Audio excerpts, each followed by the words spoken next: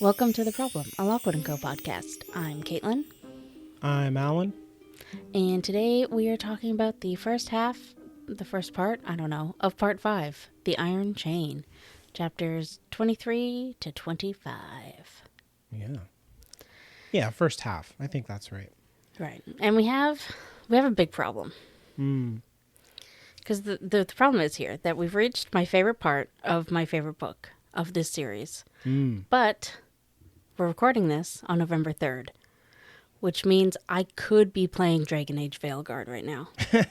It came out, yeah. And so I'm just like, not resentful.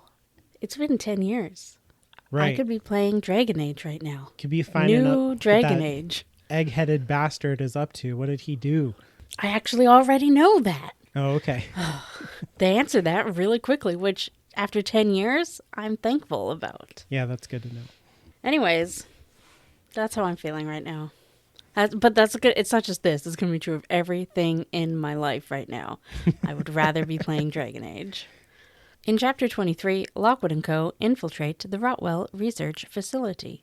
And the artwork, I just wrote the words breaking in because it's clearly a hole in a fence. Yeah, you have the wire clippers and a hole. I will say, those are not... Those look like the tiniest, saddest little pliers. That'd be hard. You'd be like, I'm going to crack into this fence and be like, oh shit, I brought the wrong ones. Yeah. You'd have to have one person on each end of it pushing as hard as they can. Yeah, to clip exactly. Through. In the story, they actually do a good job of describing it as he kind of cuts More it to of be a a flap. curtain. Yeah. But it's that fine. wouldn't translate well in the art. They'd Yeah. just be like, oh, look, it's a full fence. Right, with some clippers that are too Yeah. tiny. I guess they gave up. Yeah. That's what I would do if I was there. Be like, we brought the wrong things. We got to come back.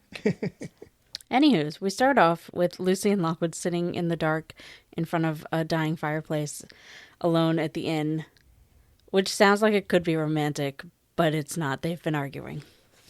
Yeah, and they've just run back from seeing the creeping shadow for the first time, so they're freaked out by that. The others quickly join them, and Lucy and Lockwood recount their experience with the creeping shadow, to which George says, I wish I'd seen that. That's unique. That's fascinating.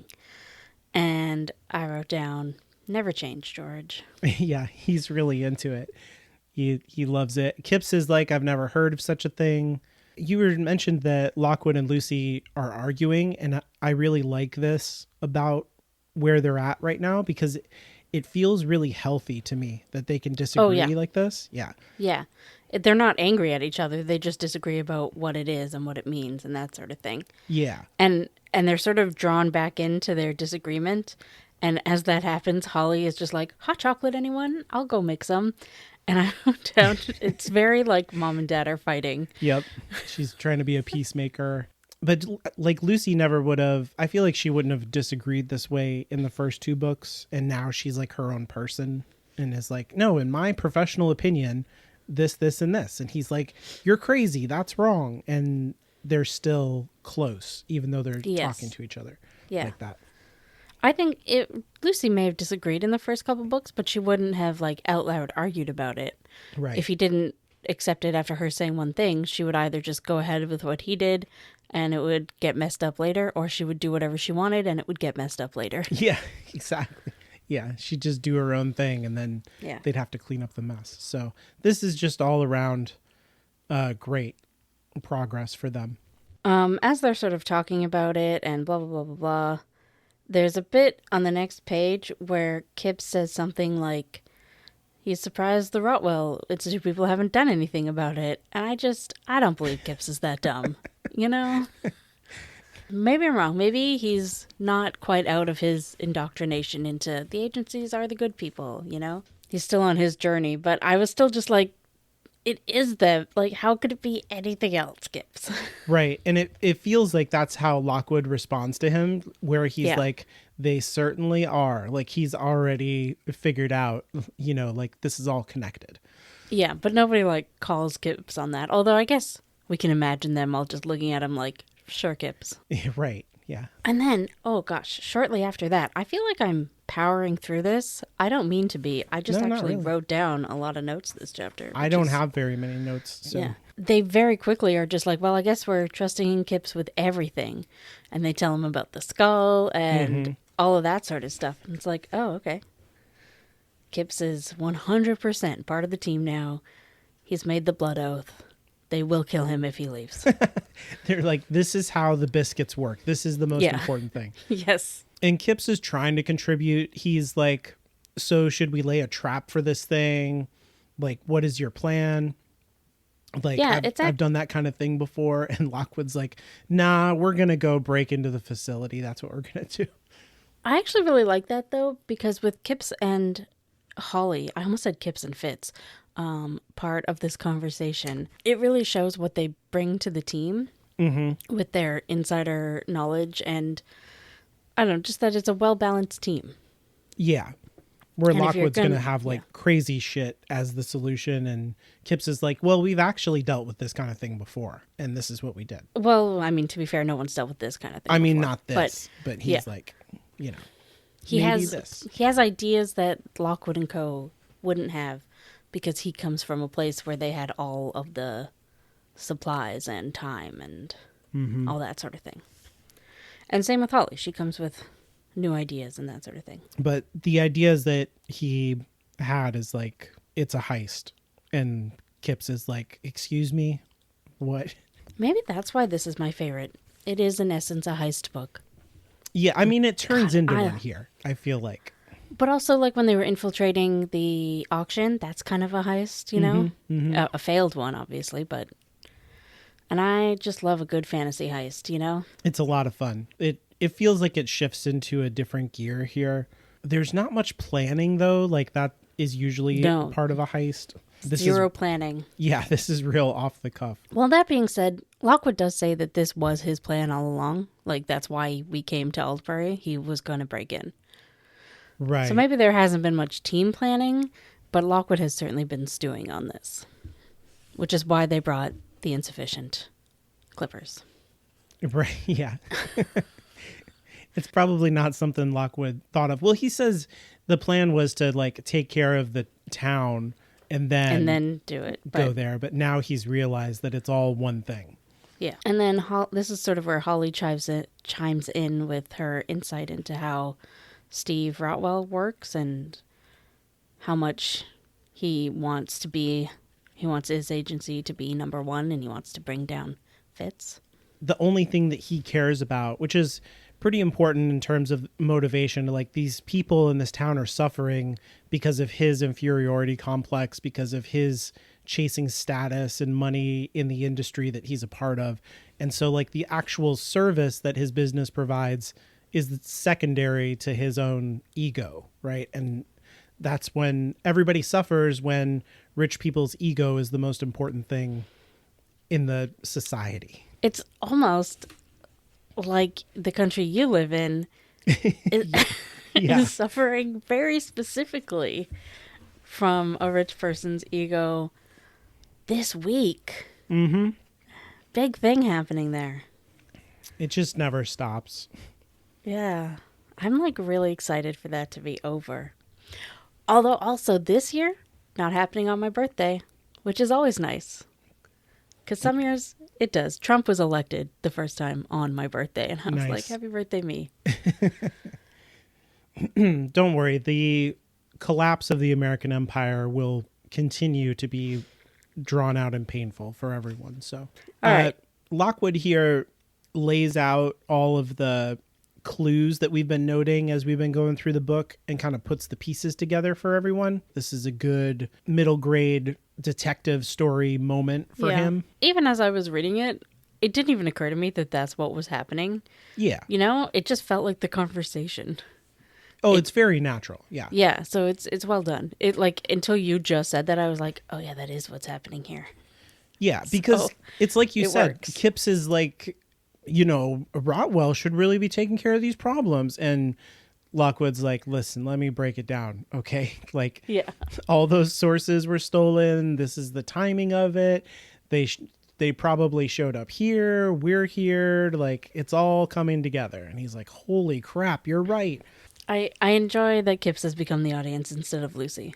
Yeah. I think that's right. Yeah. It lets her feel more on the inside of things too. George is right there with him. He's like, yeah, here's another thing that goes along with it. I like this analogy that George has about the whole thing where it's about like diseases. Yeah. He's not quite right about this, but it is like an interesting idea to get introduced here, and is kind of right when we're talking about like the whole problem. He says diseases need carriers. This creeping shadow may be one of them. What if there are lots of creeping shadows? Maybe that's why the epidemic is spreading. Like in terms of, the problem at large. It's like he's right, but in the wrong way. Yep. He's like right on the edge of getting it right, which is really good. And he just needs that one last bit of information. Yeah. Yeah. So Lockwood says they're going to head out right away to break in. Yeah. And they do so. It's like 2 a.m. and they're going out. Which, like, I don't know about you, but if I come home from being out, very little can make me go back out again. Yeah. I mean, the inn isn't the most welcoming place. So once they get to the facility, they see that there's floodlights and that sort of thing. And there are a couple of humans. I meant as opposed to ghosts, but whatever. Right. I got you. Standing around keeping watch. But other than that, there isn't much security because there are the Vikings, the ghosts that have risen. I don't know. They're there. Yeah, they're like free sentries for them or something. Well, it does sort of seem like they only expected the town people to maybe be a problem, not agents. Mm-hmm. Because since they can see them, they see that those ghosts aren't really moving around. They're not like type 2s. They're easily avoided. So they didn't expect agents to be breaking in or like people who knew about ghosts of any kind. Yeah, and Steve Rotwell completely handled Lockwood and Co. So they don't need to worry about them because he came in there and told them what's what. So they're not going to do anything. See, I don't think he thinks they're handled. I still think he believes they're there to try to figure out what he's doing. But I don't think he thinks they're this ballsy. That's what I mean. To just break in. Yeah. Yeah. He's like, they would never come and break into my place because I let them know that I'm a badass. And so, job done. They go around these guys. They get over to the fence from the drawing, and George breaks in. He makes a curtain, like we said. Yeah. There's very funny... like a dog door. Right, yeah. There's a very funny thing where Kipps and George are going back and forth at each other. And Kipps says, "Not bad, Cubbins. I never thought you could flatten yourself like that. At all, in fact." And George says, "I never thought you could make witty comments. And I was right." Yeah. So, I love that. That's when they had to hide from one of the people walking around and they all dropped and flattened themselves out. I think this is when they're actually going through the fence. Oh, I thought... Doesn't somebody walk by just before they go through? Oh, it is so yeah, unimportant. You're right. It doesn't matter. You're right. Yeah, there's patrolling guards. And so that is actually an important thing to know. Yeah, you're right. Holly gives them the warning that somebody's coming and they all lay down flat. It doesn't really matter. I like that they're joking, even though they're they almost got caught and stuff. So it's fun. That's what you do. It's a tension release type of thing. And then after they all sort of get in, there's really only one thing to do, which is find a door and go in it and hope. Yeah, hope it's empty in there. And I get that there wasn't really any research to do, but once they're through the fence, you really see how dumb this plan was. Yeah, yeah. So they head for a door that's kind of away from the lights and stuff and just sort of head in order to avoid the walking around people. And that's that. Yeah, it says that they go through the door like little ducklings. Oh, yes, that is a good bit. Which it's very cute. But I love Mama Duckling Lockwood. Yeah. They hop in there and that's the end of the chapter, which is another one of Stroud's strong chapter endings where you're like, oh my God, what happens? Did they get caught? to chapter 24, where the team finds evidence of Penelope Fitz's assassination. And then Lucy and Lockwood sneak into the central warehouse where there is a portal. I mean, assassination attempt. Yeah. She is not dead. Yeah. And do they know it's a portal yet? Well, no, matter. They definitely don't. There's a weird circle of ghosts. It's good because, like, these are all the things that when I wrote the sentence, I was like, these things are wrong. And then I just moved on. And then Caitlin's here to make you feel bad about it. No, I knew. Like, I was like, well, I will fix it later. And here we are. The chapter art is like a ghost experiment. Yeah. It actually like looks really creepy. Screaming ectoplasmic face in a beaker. It's pretty good. Yeah, so they get into this place. It's empty. It is full of all kinds of experiments. Empty of people, but full of like... Yeah. Well, George says it looks like his bedroom, which it's pretty good. Is interesting. Just lots of ongoing experiments everywhere. Yeah, it makes me wonder how many sources George has kept. As many as he can, I'm sure. Yeah. It's funny that all this stuff is still running when nobody's there to, like, take measurements, but whatever. Well, I guess some experiments you do just leave for, like, long-term results. But, yeah, you're right. It wouldn't be the same, though, if they walked into everything packed away. Yeah. It's got to be like this. Yeah. And, like, as you said, they do find things that correlate to the attack that happened on the float in the previous book. Yeah, so when we read about the float thing, you were talking about that, like, didn't these guys who jump on the float shoot down some sources with guns? And I was like, no, that hasn't happened yet. They have, like... I was you were thinking of copying, pasting in future information. I see. So those guns are here, but then the more primitive kind of hand grenade version of it is what they used. And those are here too. And they all recognize them and they're like, oh my God, was Rotwell involved with that whole thing? Like even that? So this is like his rivalry with Fitz is really insane. It's very much like he wants to become her. Yeah. Which is interesting. One thing I will say, I think before we get to all of that stuff that I forgot to say, there's just a bit where Lucy says that, like, she says it's not right, all these experiments on the ghosts. Yeah. And George is like, I've been doing that sort of stuff for years. And even Lockwood says it's all part of understanding the problem. Like, we need to figure it out. And it's just an interesting bit because... like, we've talked about this before, are the ghosts human thing. Because, like, they do seem to have some sort of drive to hurt and kill, and therefore they do need to be stopped, obviously. But, like, a bear will attack you in the woods, you know? Like, that doesn't mean you do experiments on them. We have to shoot them all. Yeah. They do seem to be suffering. Like, Lucy has the capacity to... see into them and they have like reasons for everything that they're doing, and a lot of times they're confused about what's happening and who's there with them at that moment. You know, they're attacking people because they're attacking something in their past, right? Yeah. So I'm glad that was brought up, that like maybe in a way, like it's kind of the same thing like how people don't enjoy dead bodies being, you know, unearthed and experiments done on them. Like the cadaver part of medical training and research is kind of hush hush. We don't talk about it very often, you know. We don't like to think about it because there's this sort of idea that after people die, they should be left alone. They should be able to just rest. And nobody in this world, that seems to have gone out the window. Other than Lucy here saying, like, I don't know about this, guys. Yeah. And it's interesting. They kind of see the dead as objects and she sees them as people. And it's an important distinction. I'm not even sure if I would go so far as people, because she does understand, like, she never says we should save a ghost instead of an alive human. Yeah.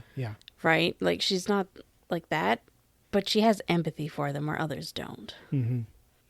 The other thing that happens here, the other like piece of the puzzle, is that George finds some cigarette butts. Oh yeah, and he's so excited. He's very excited. Yeah. He's like, it's unmistakable. The burned toast, the caramel tang. These are Persian lights. So he's found his connection to the Aikmir's outbreak or whatever. He really wanted that to work out, so I'm glad it did for him. Like, at this point, I don't even think Stroud put that there for us, like, for that connection to be solid, because it's pretty clear that it is. Yeah. I think he put that there for George. It's for George, yeah. Yeah. They hear people coming, and they hide for a minute, and then Lockwood is very much like, we have to search deeper. And Kipps is like, well, are you crazy? Yeah, because Kipps is like, look at all this stuff. This is, like, Deepak wouldn't approve of this. This is evidence that the assassination attempt was masterminded by Rotwell. Done and done. Like, let's call Deepak. Let's get out of here. And Lockwood's like, no, it's not good enough. So He has a point, though. Like, they would clean it all up in time, I think. Yeah. So that's what I was going to ask. Do you think it's good enough, or is Lockwood right? Okay. Well, when Kip says we can just take some of the evidence with us, because then it doesn't matter, right? Mm-hmm. But I do think to a degree Lockwood is right, because if they don't figure out everything that they're doing here, Rotwell would just pack it up and start his experiments over somewhere else. Yeah. Right? Because he could get out of the country before Deepak got there. Easy. And I feel like these things that they have aren't even related to this particular facility. Like, they're probably made somewhere else, and they just are here. Yeah. Like, this place is about the thing that Lockwood is after. And yeah. So I think he's right about that, but I'm not sure. It feels like it's just Lockwood's like, I need to solve it all myself, and not like, I need to gather evidence correctly so that we can close the case. You know what I mean? Like, right, this is about his ego. I think it is a little bit, but it is also kind of related to what George was saying about the disease carriers. You know, if they let, I really flubbed that word, but whatever. If they let Rotwell go, even without any of the sources, he has the information for what he's doing. Mm-hmm. And that he would be spreading the disease. Like, we still don't know if the problem exists outside of England. Yeah. And Rotwell could carry it away with him. True, yeah. So I don't disagree with it being Lockwood's ego, but I do think that there's unconsciously something else telling him, no, we have to get this sorted now. Yeah, I think he's following his gut for sure. That's true, yeah. Yep.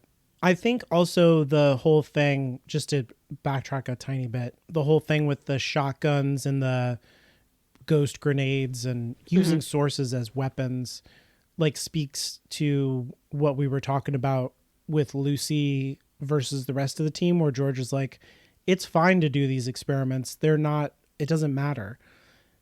Like, when you start to think of the ghosts as objects, then it's very easy to start thinking of them as resources that you can exploit. So weaponizing these things is just the next logical step after you're not thinking of them the way that Lucy does.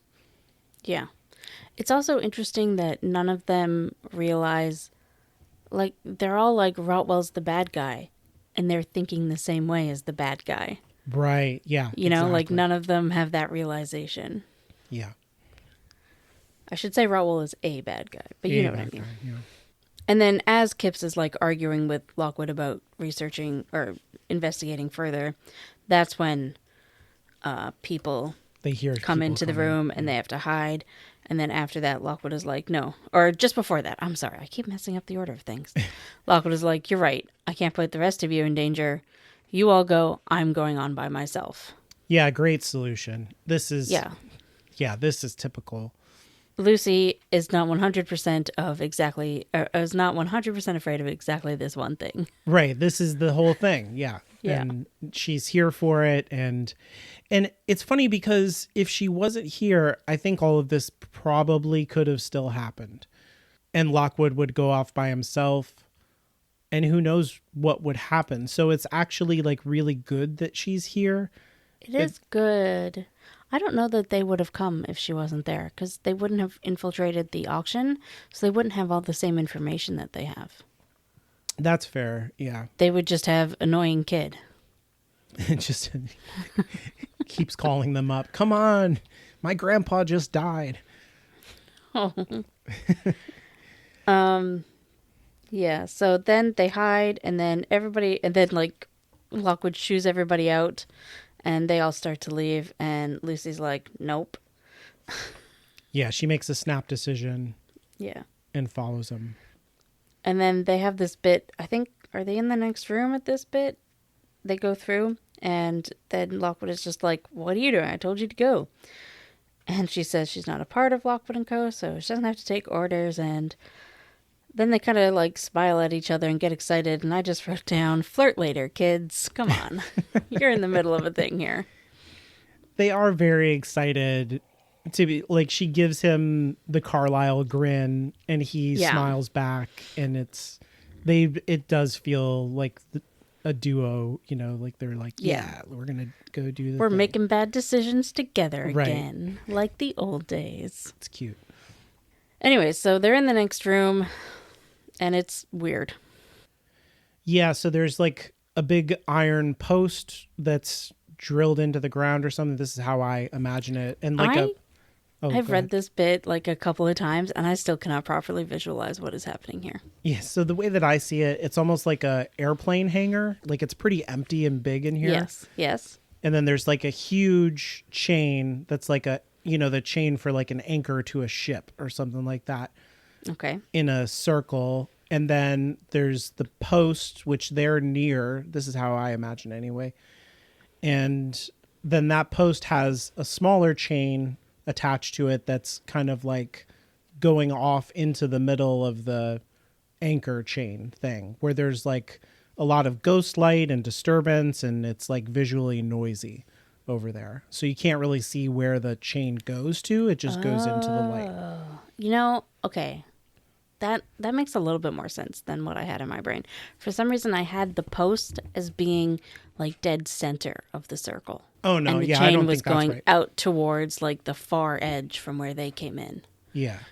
But being near an edge and going into the middle does make more sense, especially for the decisions they make about it. Yeah. I think there's some distance between the post and this is a portal. So. Okay. That does make more sense. That's how I imagine it anyway. Anyway, so within the giant chain, there's a big ass circle of sources and therefore ghosts. Lots of them. And we recognize some of them. We recognize some of them, which is wild because I get the impression that there's like more than we've ever seen. Yeah. And these are like, the other ghosts that we've seen like this, the other kind of portal or window situations, those people were like unwilling victims or like type 1 ghosts, right?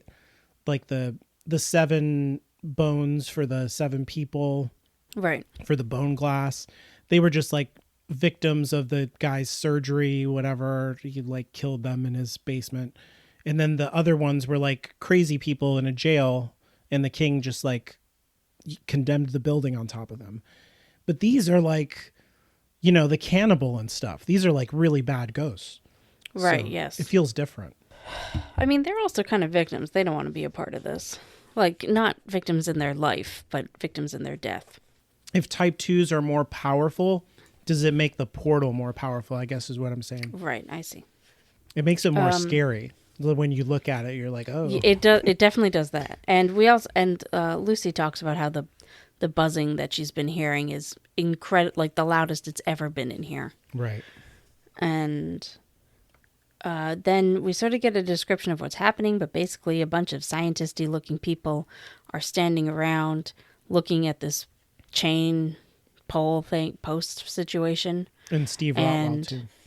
Yeah, and I was just going to say, and Rotwell Steve is standing off sort of to the side of them, also looking at it. But it's interesting how they describe him, because it says, there too was Steve Rotwell. Hold on, I got my note over it. Decked out like the rest with hat and coat, but recognizable by his bulk, his glittering rapier, his shiny shoes. He stood apart, drinking from a silver flask. Which is very kind of reminiscent of Jacob's from the first book, of how he would sit outside with a flask. Yep. Yeah. And be apart, but... And I just thought that was interesting. I don't know that I believe Stroud would do that on purpose. Other than maybe he thinks, people who hire others to take the risk for them. Yeah, this is how bosses are kind be. of the same. Yeah.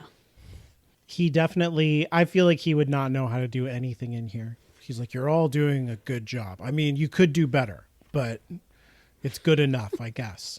None of you will get raises. Like your boss's boss's boss who comes in to the warehouse one day like, oh, yes, good job, everyone. I have no respect for Steve Rotwell, so. I don't either. I'm a little aggressive towards him, I feel like, as a character. Back to the moment. Everyone in the room seems to be just watching the smaller chain that goes off into the middle of the circle, until suddenly it gives a twitch, and then everybody kind of jolts to life. And I picture them kind of running around with their heads cut off, but I don't think that's what happens. I think that they're all just eagerly awaiting a thing, and then suddenly, basically, the creeping shadow steps out of the circle. Yeah, it starts to emerge. Also, Johnson's here. We didn't say that. The blank-faced, the everyman. He's so, unnoticeable, that we forgot to mention him. Yeah, that's actually fitting. So these people have weird spray guns or something. It's really well described how this thing comes out of the light, and it is scary and weird. And there's all this noise and fire, and that's the end of the chapter. That's how it ends, with the creeping shadow emerging from the circle. It's good stuff. It's very much must read next chapter right now, which is chapter 25, in which Lucy tells Lockwood the truth about why she left, and they also cross over to the world of the dead. I mean, we don't know that yet. And also, it seems like, from what we just read, to Lucy tells Lockwood the truth about why she left. That seems so incongruous. That's why I was I have to put something in here about they cross over or something, because otherwise it just seems what? They follow the chain to the end. Yeah. And the chapter art is the chain connected to the post. Yeah. And I think there's footprints. Yeah. I didn't notice that at first. Yeah, but it talks about how this ghost mech thing comes out, and it's covered in ice, thick ice that is bluish and all this stuff. The whole thing is way bigger than a person. And so it's just all kinds of steam is rolling off of it. They're hitting this thing with all kinds of stuff to try and I guess it's warm it on up. Fire, even though it's metal.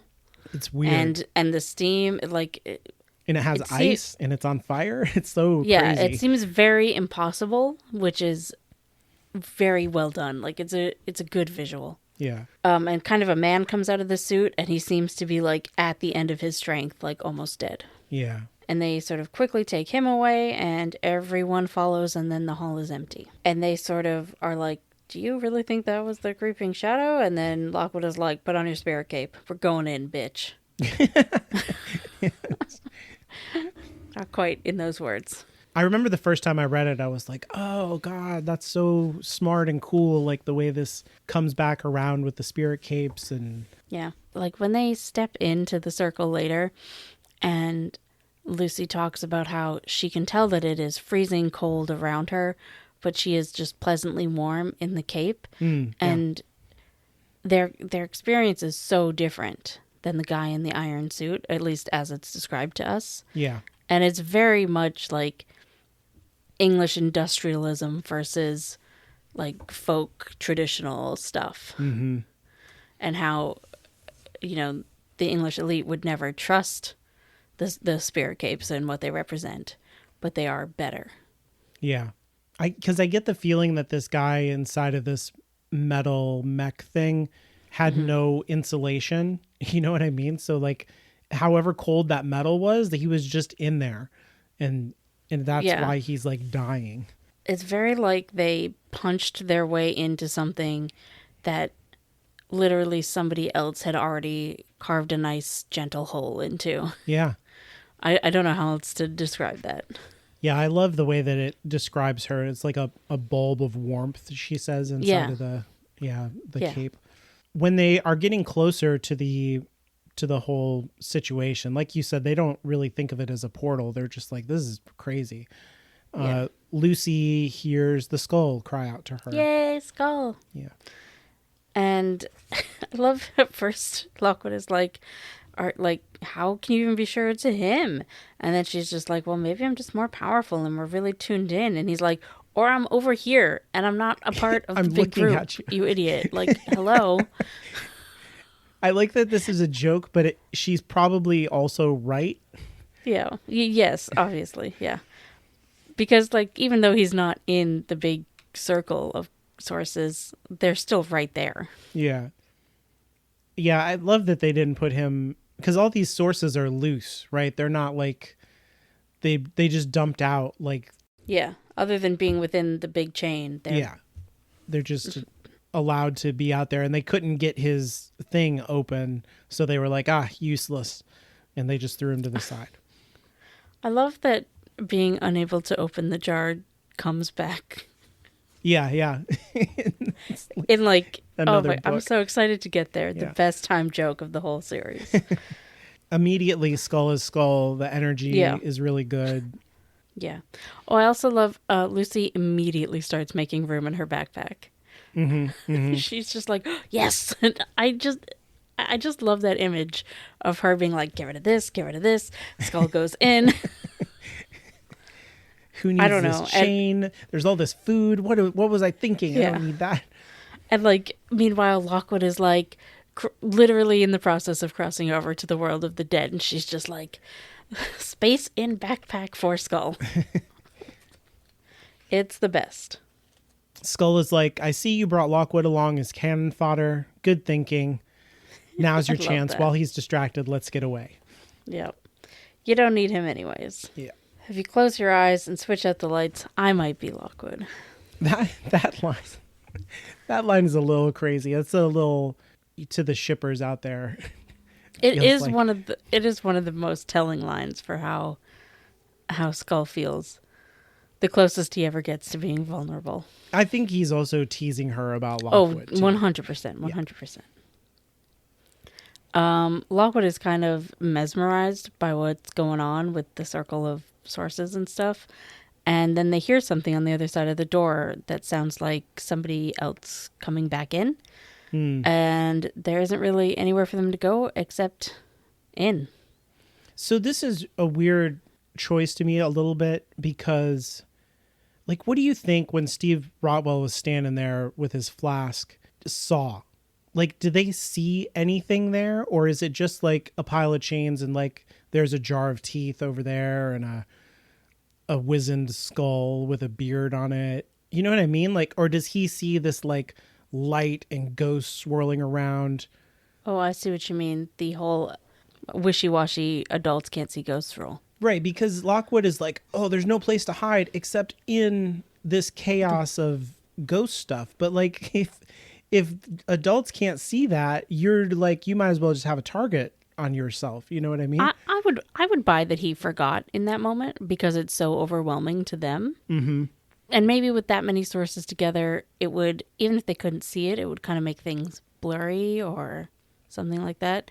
I do think Stroud could have explained that, or done something to address that fact that adults don't see ghosts. I didn't think of it the first time I read it. It was but we're doing a podcast and I was like, wait a minute. Yeah. But also it was clear that wherever the other end of the chain is, the adults in the room couldn't see it. Yeah, it vanishes. It's like it goes into this thing and it stops. So Lockwood they don't know. I don't think Lockwood thinks it vanishes. I think he thinks it's just on the other side of the circle. Right, 'Cause right.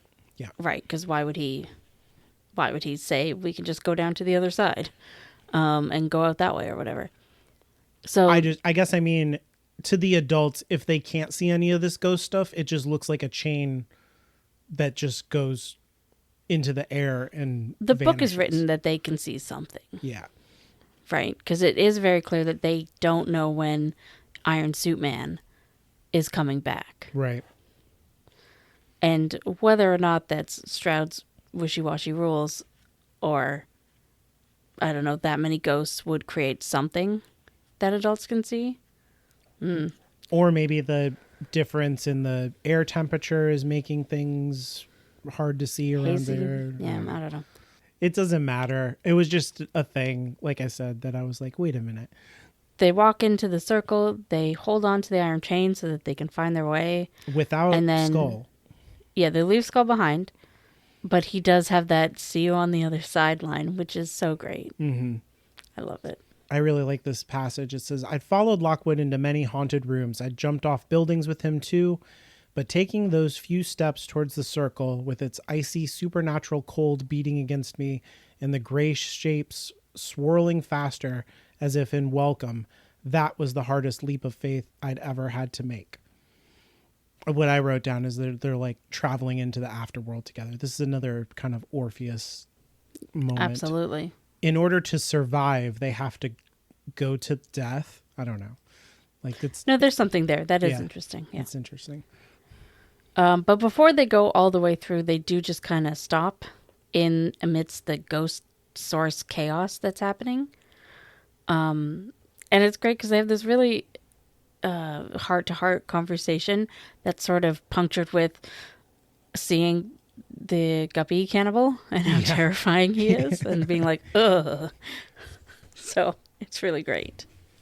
They still can't see the other end of the chain, but they're just kind of like, that's fine. We can just if we hold on to the chain, like something's keeping it up. There must be another post. You know, the thing that this chain made me think of was the way that a ferry crossing works. Where, Where yeah, you pull along and with the boat. right, the boat would have like a eye for the chain to go through, and then you just pull your way across, which of course, like the ferrymen for death in Greek mythology, you know, over Right, the of over course, the river yes. Styx and stuff. So I don't know if that's on purpose, but it was giving me that feeling. I didn't get that feeling, but I like that visual. It would be interesting to set up like a sled. Yeah. Yeah. Make it fun for them. Lockwood does have a bit here where he talks about how he thinks all the sources piled together create an optical illusion. So maybe that's what he was thinking would hide them. And it's definitely true. Like Lucy also observes how there's like, she talks about refraction, the way that you'll see like a straw in a cup and it looks as if it's broken. And the same thing is happening with the chain when she looks back at it. Mm-hmm. And I think that also speaks to what we were talking about in the previous episode, where is there time dilation stuff? Is there Right. like, we're definitely in there's some kind of crossing over to a dimension or something. I think they kind of start to talk about relevant information, and then very quickly Lucy's like, forget all that. I have something else to say. Which is really great. And she's just sort of like, Lockwood, I left because of you. Yay! And he's just like, she said it. Yeah. And so she explains about how she felt that he would always be sacrificing himself for her, and how she didn't want him to die for her. And she even says about the ghost that she saw in Acmere's that allegedly told her the future, where that's how Lockwood would die. Mm-hmm. So she tells him everything. Yeah, everything. And while the ghosts swirl around and they keep seeing Guppy. Do you have any sense of why she's doing this now? I don't really. Well, a lot of anytime that they sort of started to have a meaningful conversation earlier in the book, they did get interrupted, and like this is the last place they're going to get interrupted. But also, I think Lucy wanted to bring the conversation around But Lockwood kind of beats her to it. To why did he do this? Why did he just have to keep going? Mm-hmm.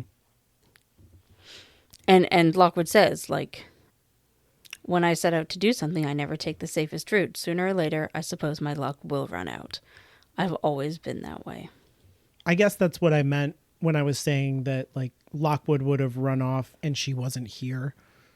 Like, he would have done this, right? And he would have been unsafe about it. And who knows what would have happened to him. So Lucy asks, why do you think that is? And he kind of doesn't answer, basically. He's just like, don't look behind you, Solomon Guppy. I don't know. Thank you for telling me. Why, thank you for telling me why you left. And we should do this more often. You're right. Or no, sorry, that's later. I didn't notice that he does a dodge there, but you're right about that. Yeah. He just sort of says, you've still ended up here with me even though you left. And she's like, yeah, I don't really know how that happened. And Lockwood says, I'm not complaining. I think you keep me safe.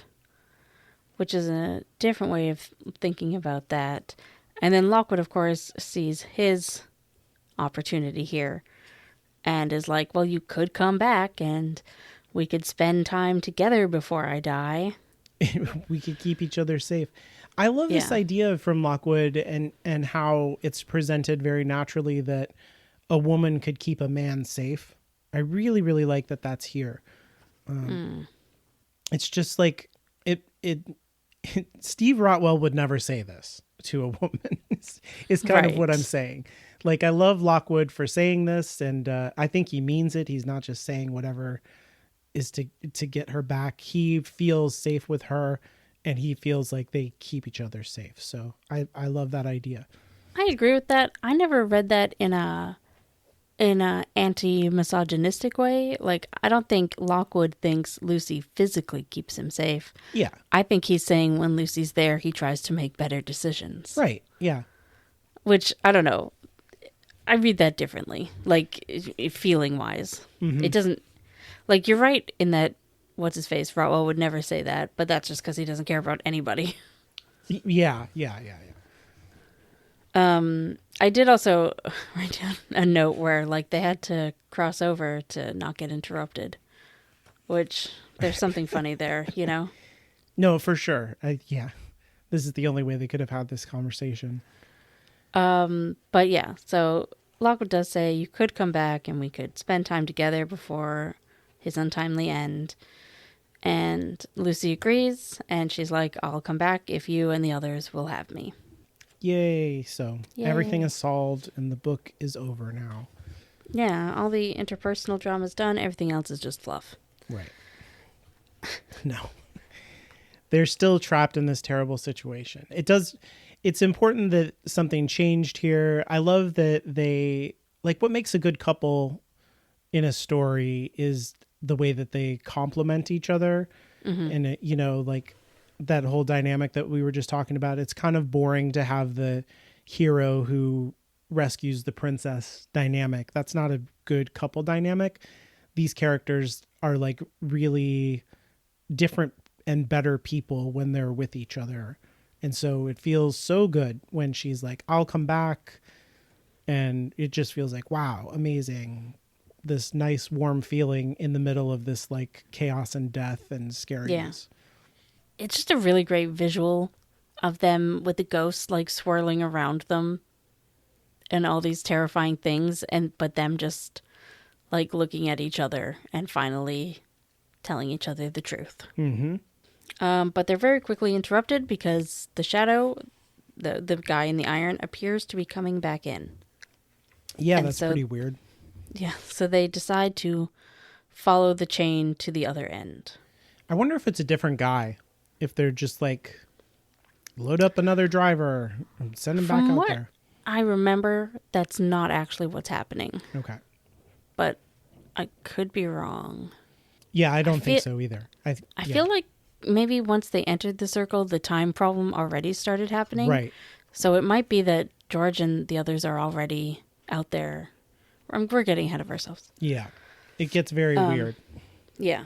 Anyway, so they follow the chain to the other end, and it puts them out through the open doors at the other, like on the other side of the big giant shack Warehouse or that they're in, whatever, warehouse, yeah. whatever, yeah. So they go across the field, or they exit through the doors and back into the field, but it's all different. Covered with crystals of ice, all around us mists had formed, and the icy ground lay shimmering under a black sky. Yeah. So like, weird. Where are we now? Yeah. And that's And where we'll end it. That's the end, yeah. Yep. Did you have a best joke? I think it's the one that I mentioned about George being flat and then having that witty, yeah, and then he's that like, could come back. I didn't think that you could say anything witty, Kipps, and I was right. Yeah, there wasn't too much humor in these chapters. I do love that they keep bringing up Solomon Guppy while they're having their heart-to-heart. That is really funny. I do think we hardly ever do this, but I do think there is a worst joke in this chapter, yeah. and that's the we completely skipped over it, but they talk a lot about a very large flare in the experiments room, and then when they all have to hide, Lucy has this moment where it's like it could have been that giant flare, or it could have been George's, I think she says bottom, or butt or whatever, and I'm like, okay. Yeah, I remember like, that. It not only is it just more fat jokes, it also just wasn't funny. Yeah. I rolled my eyes at that when I heard it. Yeah. When I was listening to the audiobook this time. They do these break-ins and they always manage to hide perfectly. But yeah, I guess George's butt was sticking out. So I don't know how you do that, but your feet aren't sticking out too. But whatever. It was for the joke. Yeah, it was for the joke. But whatever. Punk rock. I guess it's just breaking in.